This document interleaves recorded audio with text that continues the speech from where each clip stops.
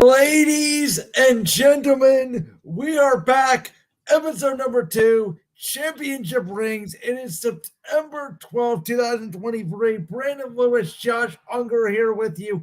Josh, let's not waste any time.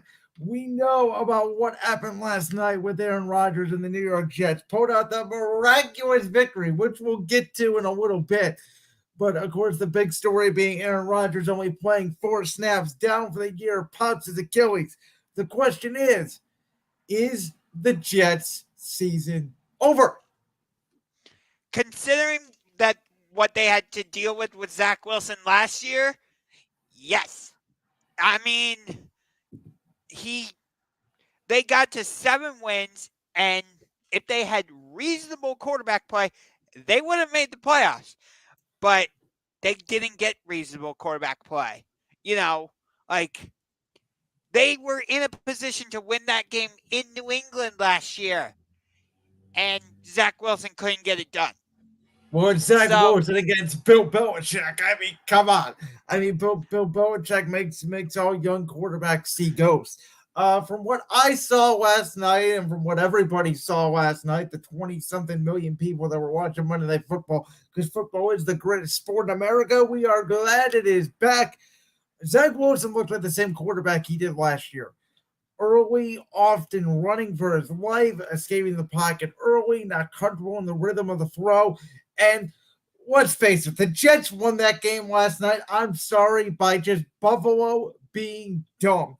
It was more about the Bills losing the game and Josh Allen forcing unforeseen wild turnovers like he did at the end of last year than the Jets flat out winning the game. We know how brutal this Jets schedule is early to start the year. They got lucky last night by winning that game at home against the Bills. You got Dallas coming up. Then you got New England as well, followed up by Kansas City at home, at Denver, and at home against Philadelphia. That's a 2-4 start at best, and we said that with Rodgers. This team, to me, they're going to win now like 6 or 7 games. Their season is pretty much over. But I will say this. The good news is, obviously, we're both based in Cleveland, Ohio. I actually think the biggest beneficiary of Aaron Rodgers going down is the Cleveland Browns. And the reason why I say that is because there is a game, Week 17 in Cleveland on the Browns schedule, that was originally going to be a Thursday night game. We'll see if they flex out of it now if the Jets are out of it.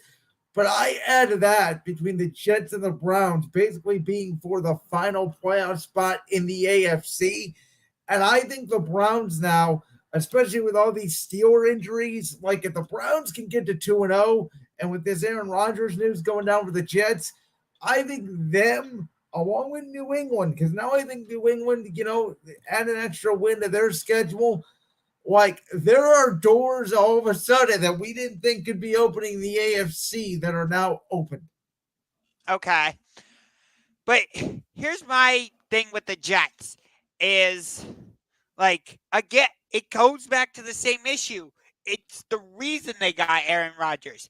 They did not get competent. I hate to use that word, but it's the best word I can think of in this case. It's the only word. I mean, their quarterbacks last year were Joe Flacco, Mike White, that Streffler kid, I think, came in for a series on that Thursday night game against Jacksonville, and Zach Wilson. Now, what we saw from Zach Wilson in the preseason, he did look like a different Zach Wilson. He looked more poised. He looked more calm. He looked to control the offense, but that was obviously preseason against second and third stringers.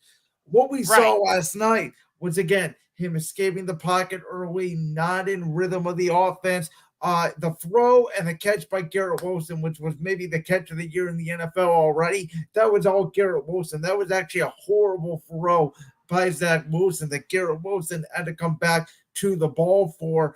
And again, it's not like the Jets moved the ball all that great in the passing game. They had a couple good runs by Brees Hall and Dalvin Cook, but it was mostly a Josh Allen fumble, a Jordan Whitehead interception, another Jordan Whitehead interception, and just – so it wasn't like the Jets moved the ball, and then the great punt return by the kid Gibson, who's undrafted, who we saw in Hard Knocks, a really good kid, glad he made the team. It was a great moment. It was a great win. But nonetheless, if you're a Jets fan, you're sitting there going, we won that game. And I was thinking about this. You're sitting there, and if you're a Bills fan, you were like, we turned the ball over 4 times. We should be losing this game by 10, 15 points. And yet we have a chance here in overtime to win the game. That to me is incredible. And it shows you the Jets offense without Rodgers is, dare I say, absolutely nothing. I mean, the Dallas Cowboys whooped the New York Giants on Sunday Night Football 40-0. That game was over 2 minutes in. It was over before the block kick. I said on Tuesday when I was with you, I said Dallas was going to kill him. I didn't understand the line. Yeah, I mean, that Sunday night game was a disaster, but last night made up for it very intriguingly. But the reason I bring that up is because if Dallas can do that to the Giants, which I'm not putting too much stock into that game because I ain't get all the hype around the Giants anyway, because, yeah, they made the playoffs, but I think they won more because of what Minnesota couldn't do rather than what New York was able to do, if that makes sense. But,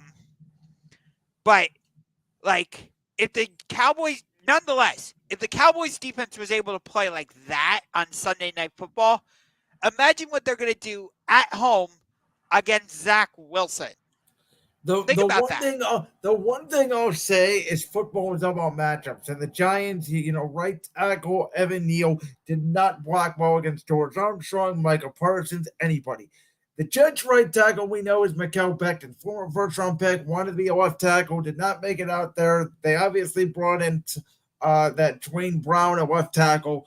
So the Jets' offensive line is going to need to hold up, and I don't think they're going to be able to. But I don't think this is a rout. Like, I think the spread right now is 7.5, 8 points.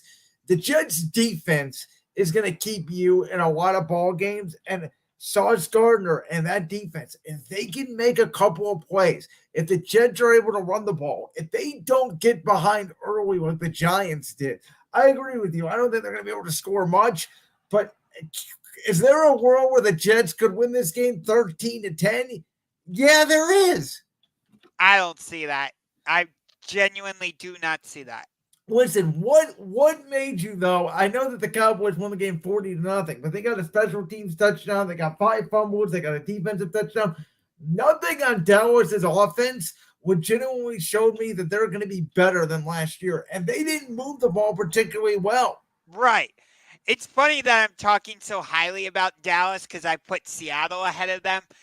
They let me down, but we can talk about that was one of the shocks of the weekend, and we can actually go ahead and transition into that right now. Biggest takeaways from week 1 of the NFL season, and there's a lot to get here. My biggest miss of the weekend, I admitted it today on Brains World. You can go listen to that. I said out here publicly, I thought Pittsburgh was going to beat up San Francisco. That did not happen. It was the complete opposite. I was completely shocked. Pittsburgh was not ready to play. Didn't understand that one at all. And then the Rams, without Cooper Kupp, and everybody was telling me, and you included, Geno Smith, DK Metcalf, Tyler Lockett, Jack Smith and Jigba, Kenneth Walker, they have all these weapons, and you kept saying, no, Geno Smith wasn't a flash in the pan. No, Seattle is going to be pretty good. They laid an egg. They couldn't move the ball in the second half against a Rams defense that has Aaron Donald and a bunch of kids. And the more concerning thing for me, if you're a Seattle fan, in my opinion, is this. The Rams did not have Cooper Kupp. Van Jefferson is not a number 1 wide receiver. Sometimes I don't even think he's a number 2. Tyler Higbee is an old, starting to get slow tight end. Cam Akers is not a great running back. And they scored. And by the way, they didn't have a great offensive line either. And they scored on every single second half possession. And you have a defensive head coach in Pete Carroll. There is real concern here to me if I'm Seattle. And sometimes it's bad matchups. We know the Rams have a bad matchup, with the Niners. We know the Bengals match up terribly with the Browns. We know the Giants match up terribly with Dallas and Philly. the Rams Seattle seems to match up bad with the Rams. Maybe it's just that. But now Seattle goes to Detroit and a Lions team on a little bit of a rest, on some momentum, a very good offense. Seattle starts 0-2. They're in trouble. And same with Pittsburgh. If they got a lot of injuries and they got to go take on the Browns now, who, regardless of the rainstorm, that defense and Jim Schwartz is legit. And the Browns have momentum now going into Pittsburgh. All right. I hear everything you're saying, and I want to start with San Francisco-Pittsburgh. As a general NFL fan, I was looking forward to that game. I was thinking, okay, this is going to be a great opening week game. I even listed it last week on our show as one of the games to watch in week 1. Like, it's going to be a hard-hitting, physical, defensive, low-scoring battle. I was thinking it was going to be like a 24-17 or like a 17-16 type of game. And San Francisco just said, nope, you're not allowed to have nice things. So that was really disappointing. But I'll tell you the biggest takeaway from week 1 for me, Green Bay. Jordan Love looked fantastic against the Bears. Granted, it's the Bears, and they've lost like 11 games in a row. They've played horribly at home, so I don't know how much stock you can really put in. But think about it. Jordan Love has had to follow both Brett Favre and Aaron Rodgers, both of whom delivered Lombardi trophies to Green Bay. Jordan Love was without his number 1 wide receiver in Christian Watson. And he went into Chicago, which I don't know if you can really call Packers-Bears a rivalry right now because the Packers have just straight dominated that rivalry. It's kind of been laughable. But yes, either way, but the fans of the team hate each other, so it is a rivalry. It's the same thing with like Eagles, Giants. You can even say Browns, Bengals. Now Browns dominate Cincinnati every game, but I agree. I want to make a quick point with you on this game because I agree with everything you just said, but I want to emphasize what you said. So Jordan Love for 3 years, and I've been saying, listen. I watched Jordan Love against my alma mater, Kent State, lose in a bowl game to Dustin Crum during the COVID season. I saw Jordan Love for 2 seasons in preseason. I saw nothing. And I said, in today's day and age, no matter what level you're at, high school, college, NFL, the concepts are getting more similar. The quarterback play is getting better and easier because it's turning into an offensive sport. So I thought Green Bay was, if they thought Jordan Love was ready, they would have moved off Aaron last year. So I didn't think anything of Jordan Love. And I think we kind of both thought Justin Fields, DJ Moore, Bears are going to pop. And what we saw on Sunday was this. We saw the benefits. And in my opinion, and I've been on this for the last couple of years now, and I've told you this multiple times, the benefits of having an offensive-minded head coach. They didn't ask Jordan Love to do much. They gave him a run game, screens, quick passes, good protection, barely got it, get the ball out, simple reads, bam, bam, bam, and help and support the quarterback even without your number 2 wide receiver, sometimes number 1 in Christian Watson. The Bears, they have a new addition in DJ Moore. They barely threw him the football. Justin Fields now in year 2 of Luke Getsy's offense. Looks like he still isn't seeing the field great. Had to run around for his life. It was a lot of hero ball. And that is the difference between progressive, offensive-leaning head coaches like Matt LaFleur and, in my opinion, very rigid defensive. We're going to run the ball, culture, Justin Fields, go bail us out, Bears. And it just doesn't seem like, and I'm not saying that Justin Fields is a great quarterback because I have no idea. But I'm not sure Fields had a great shot. I don't think Matt Eberflus the right coach. I don't think Getsy's the right offensive coordinator. Can we get an offensive-minded head coach, which you had, by the way, in Matt Nagy, and then you decide to let him go for some odd reason?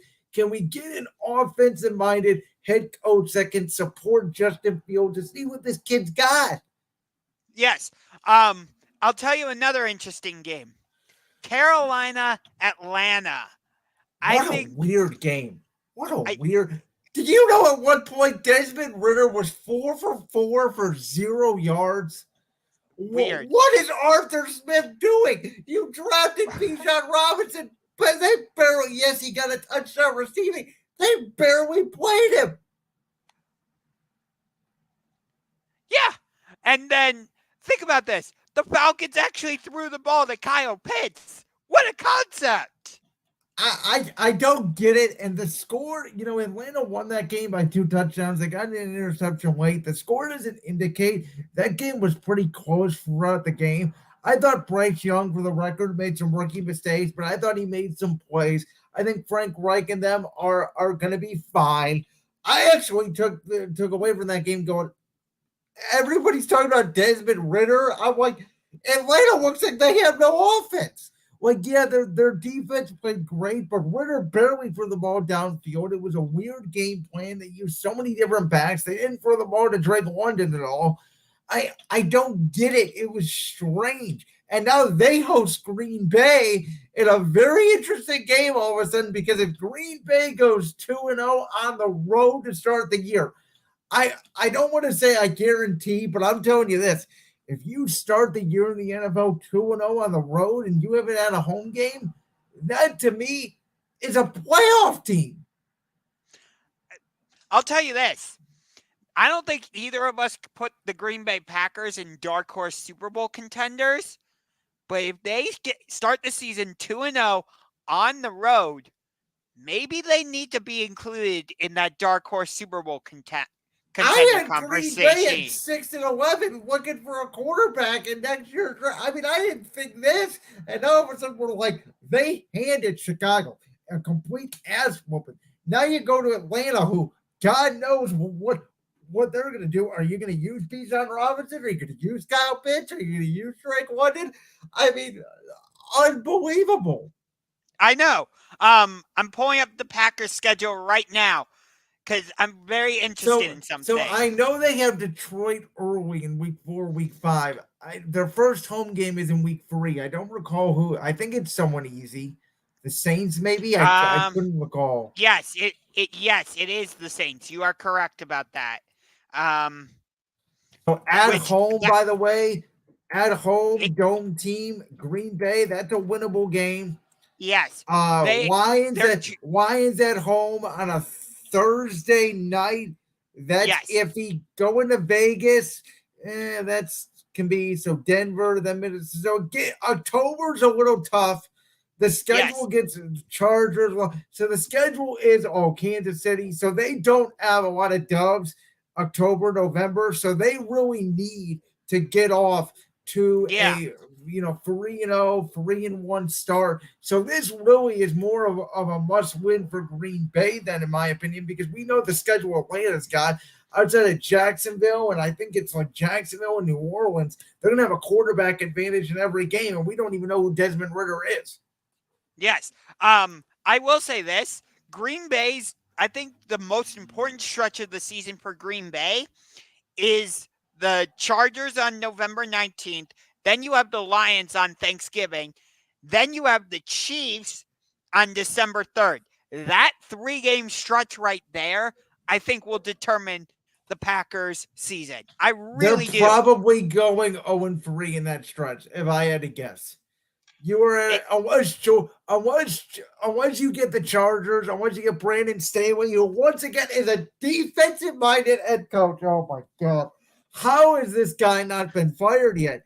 I have no idea. Let's talk. Can we please talk about this game now? So Chargers he gives up 200 yards to Tyreek Hill. By the way, here we go again with offensive-minded coaching.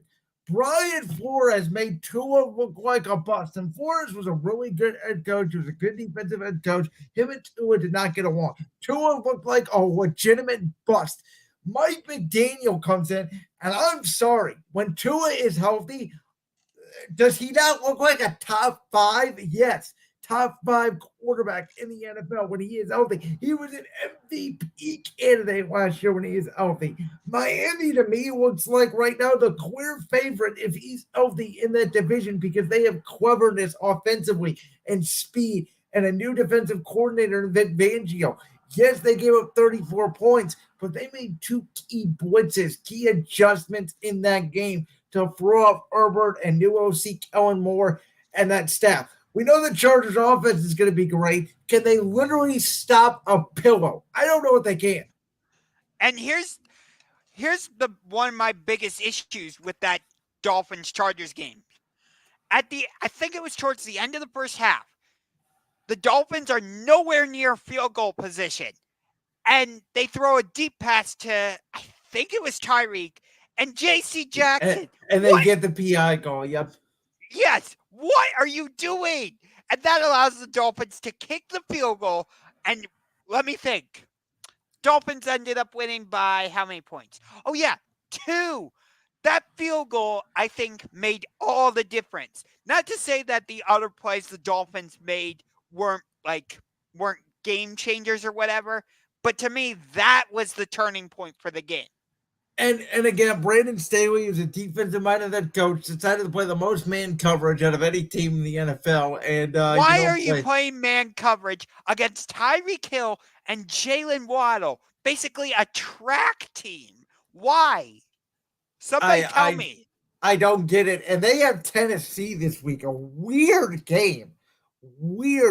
Every game Tennessee plays in is weird, by the way. It's almost like New England. Every game New England plays in, there's going to be some special teams, some weird punt, some weird same thing with Tennessee. But the one thing that we do have to get to is the news that came down a little bit ago today, that being Chris Jones. He has re-signed with the Kansas City Chiefs for a 1-year deal, Josh. Now, we saw Thursday night, by the way, Ben Johnson's game plan, and I praised Ben Johnson on this show last week. Did not think it was great Thursday night. Wanted passing early when they finally decided to run the ball with Jahmyr Gibbs, David Montgomery. The Lions took over that game, and me and you both said that Travis Kelce does not play. We're going to take Detroit. They ended up winning the game. Drops or not by Kansas City. It happens. The Lions, it's a good victory for them. But Chris Jones and only a 1-year deal. Are you surprised it's only a 1-year deal? Because to me, this feels like the end of CJ in Kansas City at the end of this year. You were just talking about like how Detroit was able to, once they started going to the run game, Detroit was able to do whatever they wanted, essentially, with Jahmyr Gibbs and David Montgomery. So what this smells of to me is desperation. That's what it smells. It feels like complete and total desperation.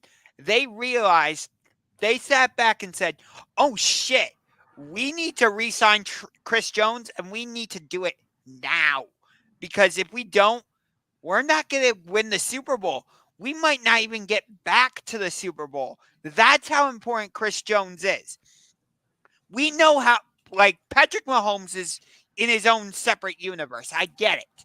Although I will say Chris Collinsworth was way too much into Patrick Mahomes on Thursday night. It was kind of annoying at times. I'll tell you what, he was making some plays that it was really he had to make that play. There was a lot of times Detroit had him bottled up and he was doing jump passes. I mean, the thing about Mahomes is, and I've always been amazed at this, he's not, and this is why some people actually prefer Joe Burrow or Herbert's throwing style to Mahomes, because Mahomes' footwork is terrible. It reminds me a lot of Rodgers sometimes. It's terrible. It's off platform. It's not in sync. Yet he has such an incredible arm ability and such an incredible window to use that sidearm and sling the ball that you're not expecting it from a defensive perspective. Some of the passes he makes is unbelievable, but he can be very sloppy with the football. Yes, but overall, I just felt like Chris Collinsworth was way too much fanboy, if you will, of Patrick Mahomes. Sometimes you're in awe of a special quarterback, and when you don't have a special quarterback, and I like Jared Goff, and by the way, you said last week that you thought Jared Goff was going to struggle throughout the season. I did check the tape. You did say that. Okay. Jared Goff played great, I thought, in the second half, made some big key throws. Jared Goff is a very good quarterback. And we are in this sort of space, I think, in the NFL right now, and I'm in this, where it's like we really prefer the mobile quarterback, the RPO game, the zone read, all the different arm angles, the deep. Like, we want our quarterbacks to do it all. Sometimes it's okay to have a simple guy back there like a Jared Goff, like what Matthew Stafford showed, like Joe Burrow, who is often a pocket guy, doesn't move around a ton, sit back there and just dot you up. And so it's all about the scheme. It's all about the structure. Yeah. I think Jared Goff and the Lions are going to have a really good year offensively. Their defense, I think, is going to be better. Why like Kansas City? I was impressed by Kansas City's defense Thursday night. I will say that. I thought they played above average on what I was expecting, but I agree with you here. This Chris Jones signing is basically saying that we need you to go win the Super Bowl. I'm more surprised at the fact it's a 1-year deal, that they did not get that long-term extension. Yeah. Getting back to my original point, like we said, Mahomes is in his own universe or whatever. But outside of him, and I get like his connection with Travis Kelce. So you could make a solid argument Travis Kelce is the second most important player on the Chiefs. But I think if you wanted to argue the opposite and say Chris Jones is more valuable to the Chiefs than Travis Kelce, I think you would have a solid argument there. I really do. That's how valuable. I think what we saw on Thursday night shows me that Kelce is more valuable than Chris Jones. I think if Kelce's in that game, I think the Chiefs win it by 7 to 10 points. Because as we talked about on last week's show, the defensive strategy for the Lions, because the offensive strategy wasn't going to change that much. They were still going to run the ball. It may not have been as successful with Chris Jones in there, but they were still going to run the ball. The defensive strategy of, hey, we can go from we have to play cover 2 shell, we can't play man-to-man, to all of a sudden, we can play man-to-man against these unproven receivers. Your Kadarius Tonys, your Sky Moores, your Montez Scantlings, your Watsons, your Noah Grays. We're not afraid of anybody beating us over the top. And Mahomes had to make some incredible throws just to get these guys open. And listen, every great receiver, as I said last week, or every good quarterback, needs a great receiver. So if you don't have Kelce, the offense looks completely different, where the defense, it may not be as good without Chris Jones, but scheme-wise, it's not a different scheme. And I get that, but when Chris Jones is in there, you have to account for where he is. I feel like when he's in there, Steve Spagnuolo calls his defense differently. And I feel like... And that may be true a little bit. I feel like Andy Reid calls the game vastly differently when Kelce's not in there. And no, I totally hear you on that. That's why I said, if you want to, you can make an argument either way for Travis Kelce or. Well, there's our disagreement, because I don't think there's an argument. I think Kelce is the second most important player on the team. Because I would tend to agree with you. I'm just saying, if somebody were to make the argument in the opposite direction that Chris Jones is the more valuable player, they would have a valid case. See, I don't think they do have a valid case, because of, again, the importance of the offensive football and the rules, where the rules just favor the offense in today's football.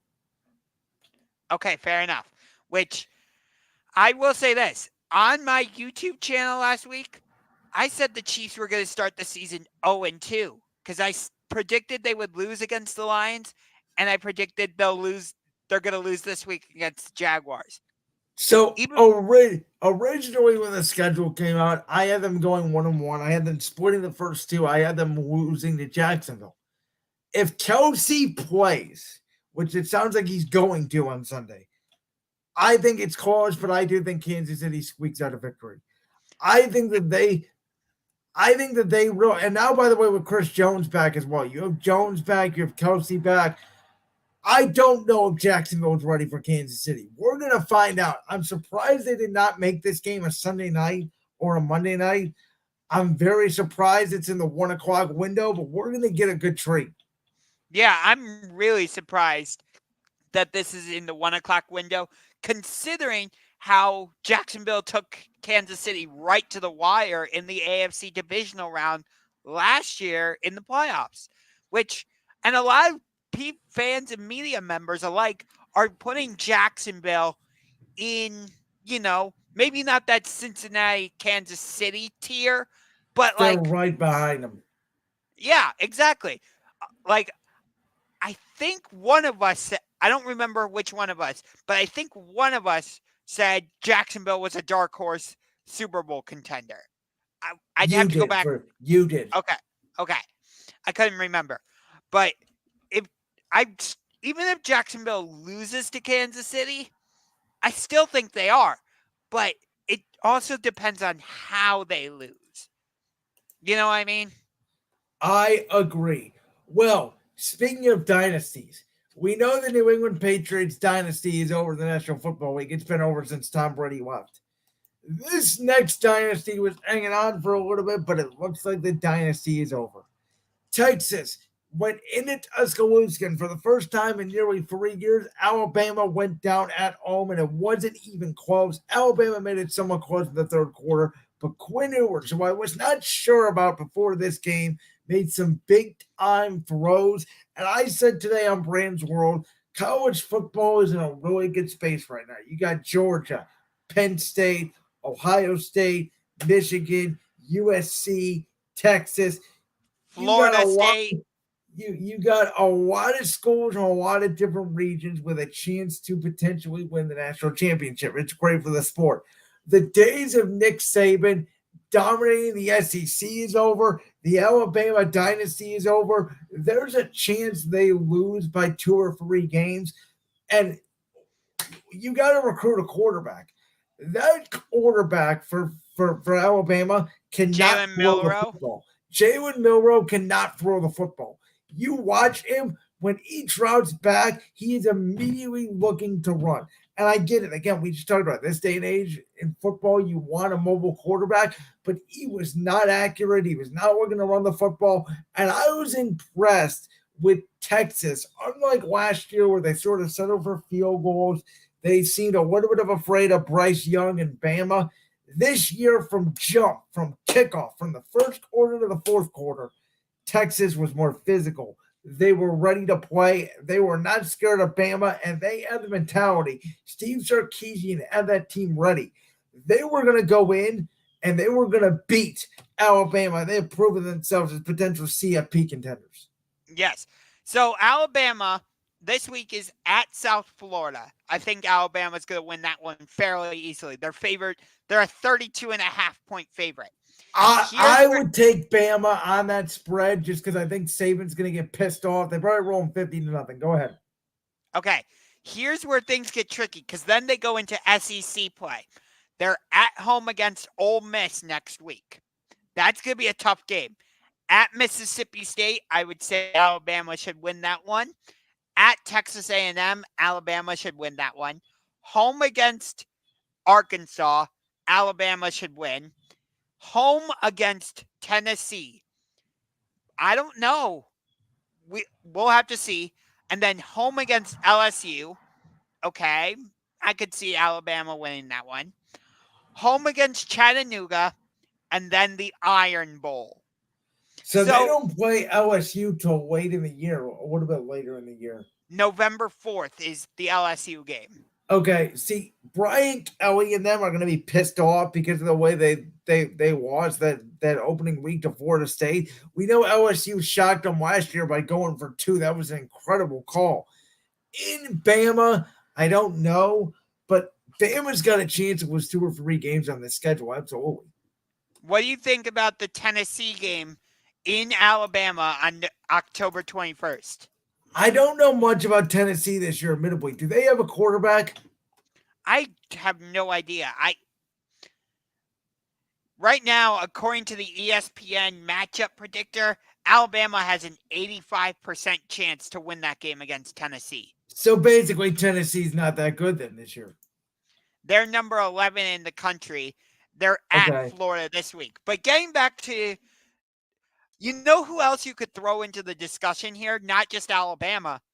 What about Clemson and Dabo Sweeney? No. I'm sorry. No, I'm saying no. no. I'm not saying including them as a college football playoff contender. No. I'm saying the question at the bottom says, is Alabama dynasty over? Absolutely. Their dynasty was over last year. No, they're done. Dabo cannot recruit without Deshaun Watson and Trevor Lawrence. Right. That's what I was trying to say. I think you could easily include Clemson into that same discussion. Clemson's dynasty was over last year. Bama tried to hang on, and I made the argument. Bama was at 5 or 6 last year. I thought Bama should have been in over TCU, and I'll argue that any day over anybody. Never put a soft ass Big 12 team. I know they beat Michigan somehow barely because you get a month to prepare for the college football playoff for the semifinal, which just doesn't seem fair. It's awfully weird scheduling. That's why the semifinal game is always weird. You get 2 weeks to prepare for the national championship, but you get a month to prepare for the semifinal game. Doesn't make any sense. But anyway, now it's official. Bryce Young is gone.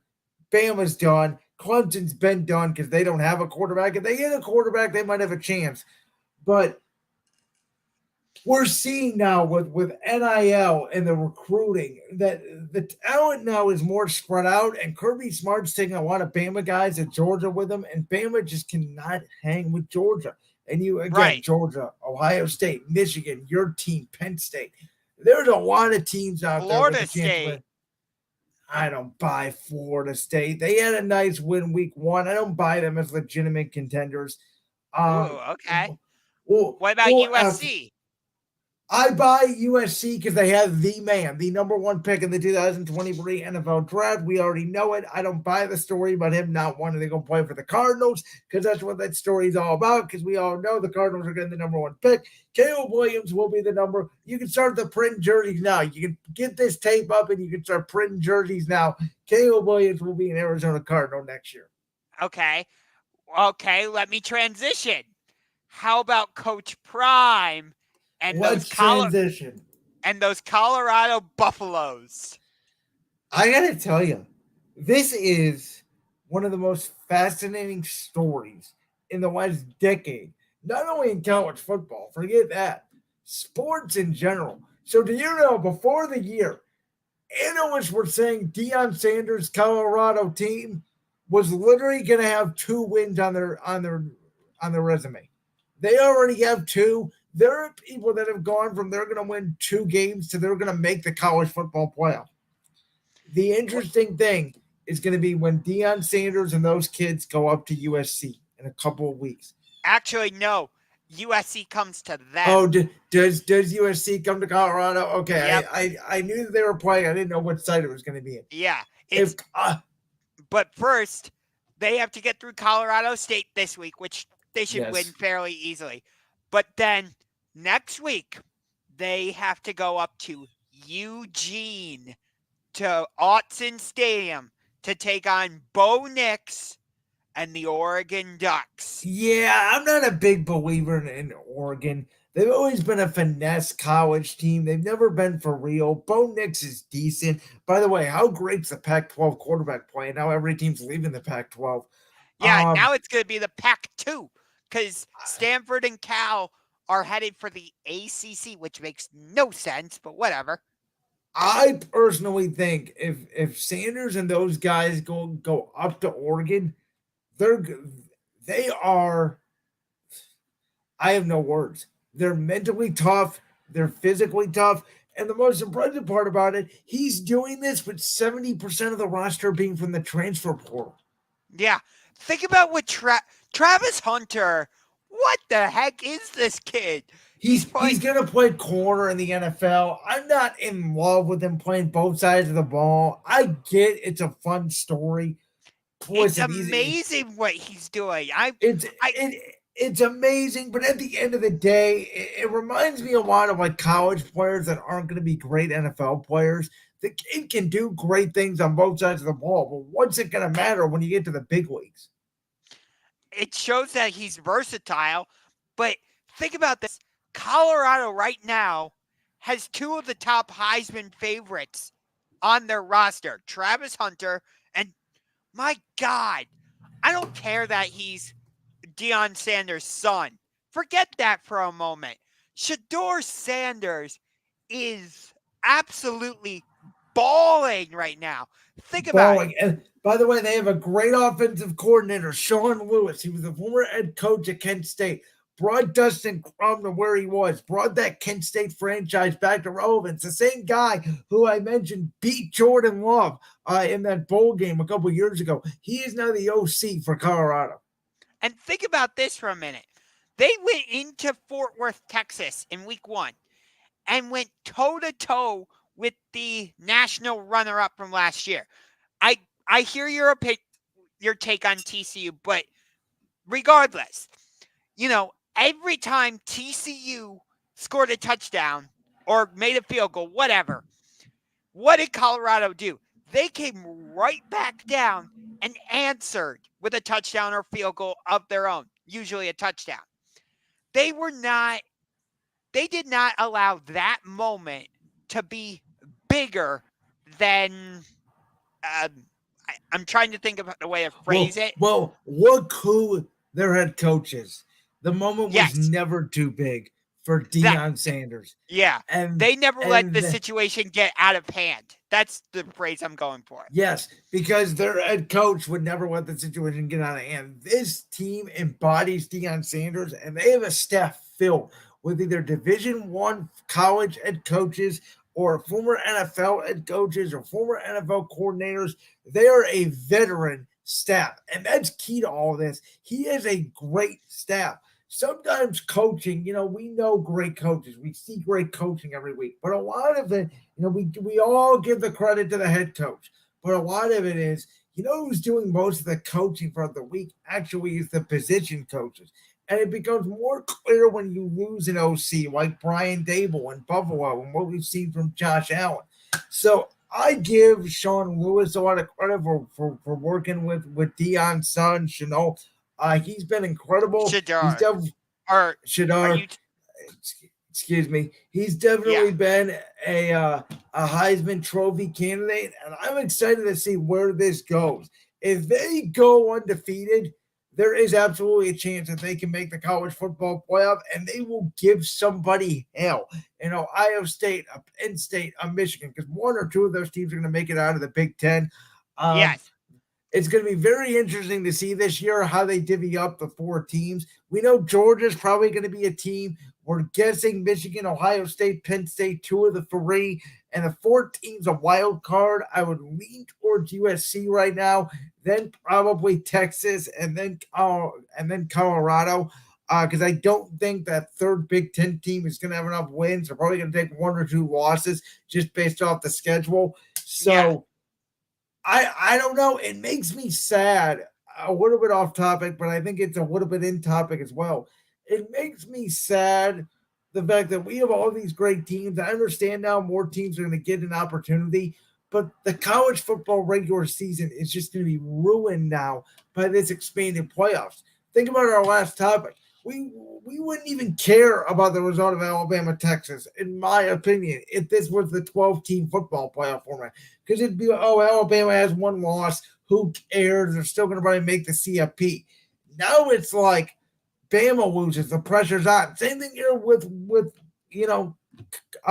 Colorado, where it's like, if they keep winning, they're definitely going to make the CFP. Now it's like you absolutely have to win and just give yourself a shot. Right.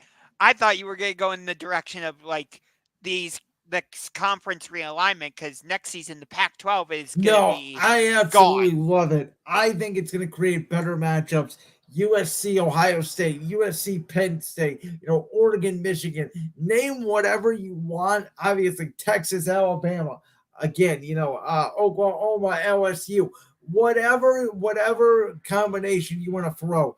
If this means the college football. What about Oregon, Rutgers, though? Does that matchup really intrigue you? No, but you got to have some cupcake somewhere. But if this means that there's going to be more competition throughout the season in college football, if this means the season actually starts in September as opposed to late October, early November for some of these teams, I mean, when is you're a Penn State fan? When is their first legitimate game?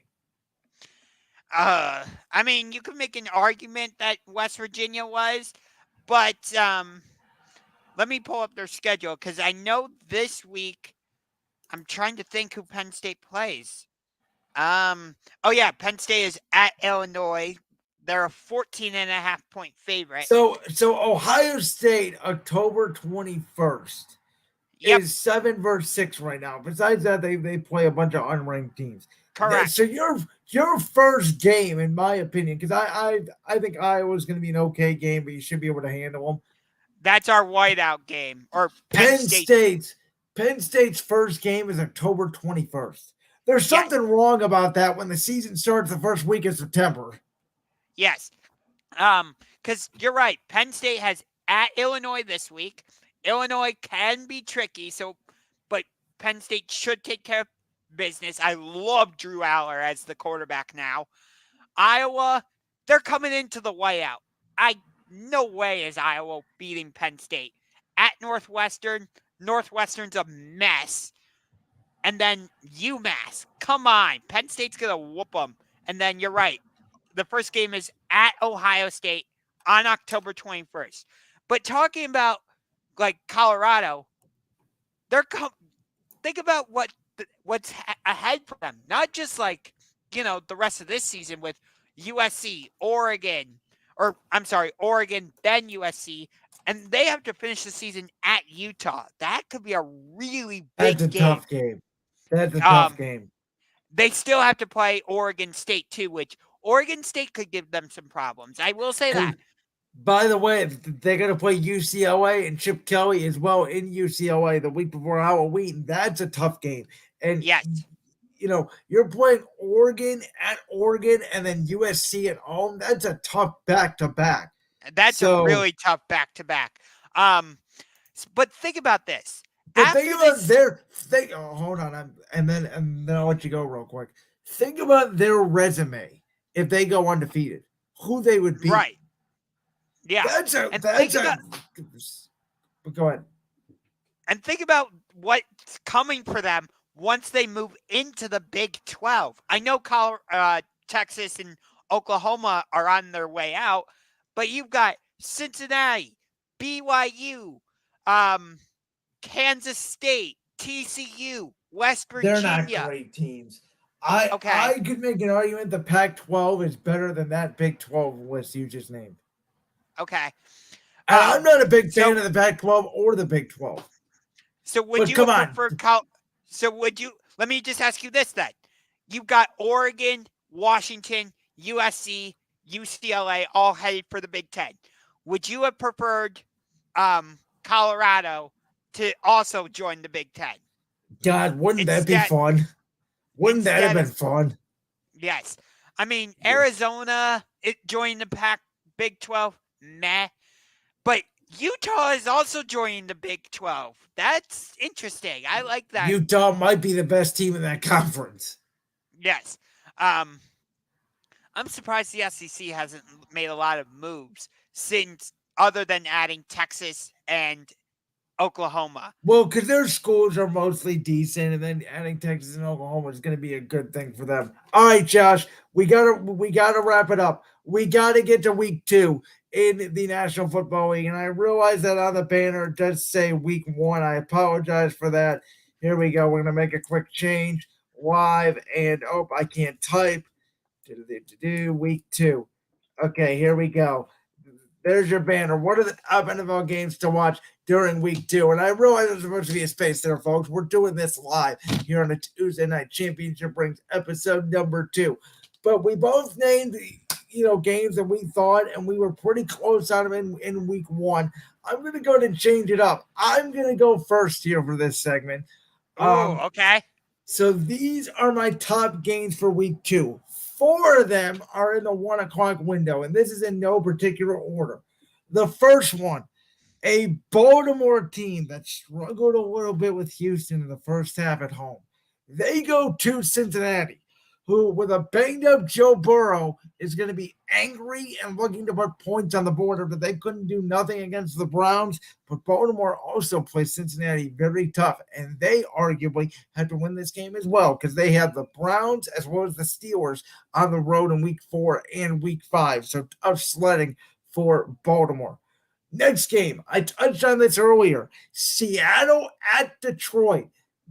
Beeping alarm bells if I'm Seattle. If you start 0-2 and give up a lot of points in a shootout to Detroit after a game you should have won against the Rams in week 1, Lions looking to carry the momentum.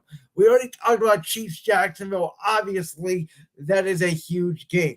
I'm going to give you one that's a little bit under the radar. Vegas at Buffalo. And I say this because if Buffalo loses, or dare I say keeps it close against Vegas, once again, alarm bells sound in my head for Buffalo, who absolutely, Josh Allen needs to have a bounce back game. They cannot afford to go 0-2 with the drama that's been there with Stephon Diggs and everything going on with Sean McDermott over there. And then the final game, which is a huge game on Monday Night Football, the second one of the Monday Night Football doubleheader. I alluded to this earlier. Browns are 1-0. They have a lot of momentum after beating Cincinnati. They have not beaten Pittsburgh, I don't believe, on the road since that playoff game when Baker Mayfield went in there with no fans. If the Browns start 2-0 and Pittsburgh starts 0-2 with 2 home losses, that is DEFCON 1 for Pittsburgh, I believe. Do they fire the offensive coordinator? Kenny Pickett looked horrible. And even without Deontay Johnson, Pittsburgh has always played the Browns tough. Browns, in my opinion, are going in there with nothing to lose, and they're going to feel really good. And hopefully Deshaun Watson can get back on track. But those are big games this weekend for teams like Cincinnati, teams like Buffalo, teams like Pittsburgh, teams like Kansas City that started 0-1, did not play well, teams with high expectations that need, in my opinion, to win this weekend. All right. I like your list. Now I'm going to come at you with mine. First of all, it's Chiefs Jaguars is at the top of the list for me. This is easy. Patrick Mahomes against Trevor Lawrence. Can Trevor Lawrence put himself into that discussion with Patrick Mahomes and Joe Burrow? Can he do it? This could go a long way in determining that. Is Jacksonville a true contender? This game could go a long way in determining that also. Plus, we talked about it. Travis Kelce. If he comes back, how does that change the offense for Kansas City? You know, Chris Jones coming back, that's going to give the Chiefs a boost defensively. We saw what the Jaguars can do offensively last season without Calvin Ridley. Now they're bringing him in, and he made an impact in week 1 against the Colts. To go along with Travis Etienne, Tank Bigsby, the rookie out of Auburn, Zay Jones, Evan Ingram. So this is going to be an interesting matchup. All right, next one. We talked about this one earlier when we were talking about Jordan Love. Green Bay at Atlanta. 2 1-0 teams, both coming off of wins in division last week. Green Bay, obviously, on the road in Chicago. Atlanta at home against Carolina. We think that Green Bay is more legitimate than Atlanta. But what if Desmond Ridder goes out there and just balls and, completely outplays Jordan Love and the Falcons win in convincing fashion? I'm not saying they're going to, but just hypothetically, what if that happens? I think that changes the conversation in fairly dramatic fashion. To what extent, I'm not sure, but I think it changes the conversation. So there's that. And then I'm also going to say the San Francisco 49ers at the Los Angeles Rams. This is one of the best rivalries in the NFL, in my opinion, right now. When San Francisco plays at LA, it might as well be freaking Levi's Stadium because the 49ers fans just take over. But think about this. Rams are coming home feeling good after upsetting the Seahawks in Seattle, and the 49ers absolutely bulldozed the Steelers in Pittsburgh. So this could be a very big game in possibly deciding the NFC West. Maybe the Rams come out and say, hey, we're back to what we were 2 seasons ago. So don't just dismiss us. This could go a long way. All right. I like your pick of Raiders Bills, but it doesn't quite have the same meaning to me. Seahawks Lions, I'll make that an honorable mention. But I'm going with an AFC South battle next. Battle of the rookie quarterbacks. Anthony Richardson against CJ Stroud. Colts, Texans. Both teams coming off of losses. Who got it right? Did the Colts get it right by drafting Anthony Richardson, or did the Texans get it right by drafting CJ Stroud? This is going to be the first time they go head-to-head. And then for my last game, Sunday Night Football in Foxborough, AFC East division matchup. Miami Dolphins at the New England Patriots. The Dolphins have to fly all the way back from the West Coast in LA to the East Coast to play this game. So maybe they're not in the right headspace time-wise. We'll see. That could play a factor. But think about this. The Patriots were in position to win that game last week against against the Eagles. The Patriots were definitely in that game. If Mac Jones hadn't made a couple of those silly mistakes, the Patriots might have won that game. Well, so if Jalen Hurts doesn't fumble and go on. Yes, but you were talking about it earlier. The Dolphins, if Tua can stay healthy, yeah, the Dolphins are a legit Super Bowl contender.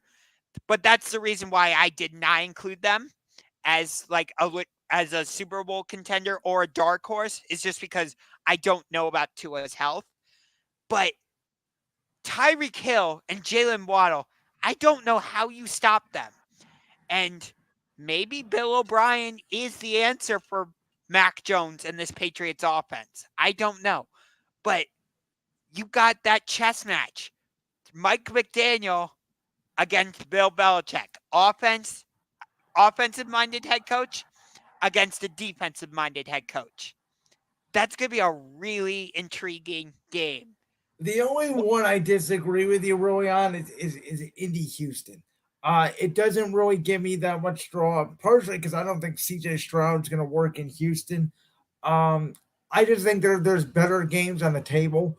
I'm surprised you left out Browns Steelers. I really am. I think that's a huge game, especially it's more a huge game for Pittsburgh.